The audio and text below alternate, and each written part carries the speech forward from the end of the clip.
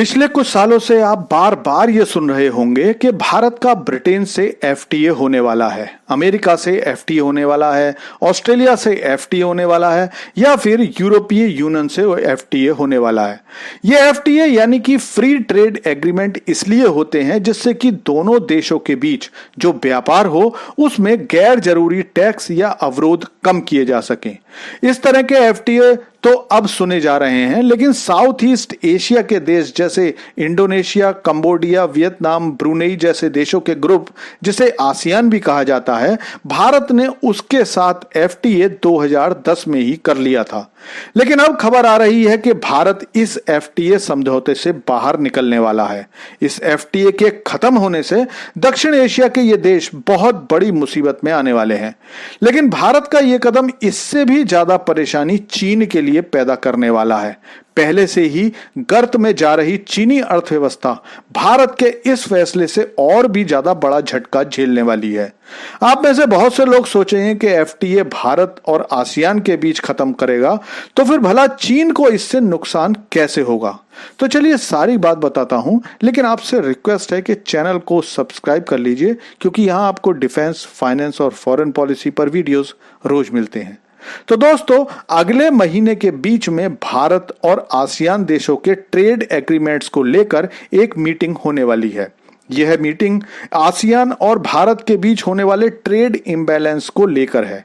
ASEAN से भारत को होने वाला व्यापार साल दर साल लगातार बढ़ता जा रहा है, जबकि भारत अपना सामान इन देशों में नहीं बेच पा रहा है। इसके लिए इन देशों ने भारतीय सामान पर मोटे टैरिफ लगाए हुए हैं। 13 अगस्त 2009 को भारत ने आसियान के साथ एफटीए पर सिग्नेचर किए थे। केवल 4 महीने बाद लागू हो गए इस एफटीए ने भारत के बिजनेस को जबरदस्त नुकसान पहुंचाया।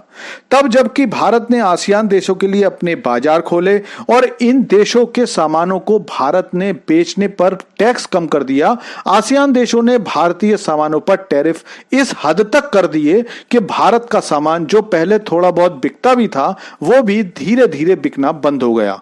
आसियान ग्रुप के 10 देश Brunei, Cambodia, Indonesia, Laos, Malaysia, Myanmar, Philippines, Singapore, Thailand और वियतनाम हैं। इन देशों ने भारत में चीनी सामान को जबरदस्त डंपिंग की। आसियान देशों के टैरिफ और चीन के सामान का इन देशों के रास्ते डंपिंग की वजह से भारत का व्यापार घाटा बढ़ता चला गया। जो व्यापार घाटा 2011-12 में केवल $5 बिलियन था, 2022-23 में यह बढ़कर $43 बिलियन तक पहुंच गया। इस जबरदस्त व्यापार घाटे को देखकर भारत ने आसियान देशों से इस एफटीए को खत्म करने की तैयारी कर ली है। एफटीए की ये डील बिल्कुल एक तरफा थी, जिसमें भारत के टैक्स कम और आसियान देशों के टैक्स बहुत ज्यादा थे। आप यकीन नहीं करोगे, जहां भारत ने अपने टैक्सेस काफी कम कर दिए थे, वहीं सिंगापुर में भारतीय सामान बेचने पर 100% तक टैक्स लगता था, और ये तब था जबकि सिंगापुर जीरो टैरिफ वाला देश है। इसके अलावा भारतीय माल पर कंबोडिया 85%, ब्रुनेई 81%, लाओस 78%, इंडोनेशिया 50% और वियतनाम 69% तक टैक्स वसूलता था। चीन को भारत के एफटीए से बाहर निकलने से मोटा नुकसान होने वाला है, क्योंकि चीन खुद तो भारत में अपना सामान डायरेक्ट भेजता ही है, साथ ही चीन इन देशों में भी अपना सामान भेजता है, जो बाद में आसियान देशों की मोहर लगाकर भारत को भेज दिए जाते हैं। कई बार तो ये सामान पोर्ट पर ही मोहर लगाकर भारत एक्सपोर्ट कर दिए जाते हैं। और इसी चीनी डंपिंग को कम करने के लिए अब भारत ने आसियान से एफटीए समझौता खत्म करने की तैयारी कर ली है। इसके बाद भारत हर देश के साथ अलग अलग डील करेगा, जो भारत के व्यापार घाटे को संतुलित करने वाली है।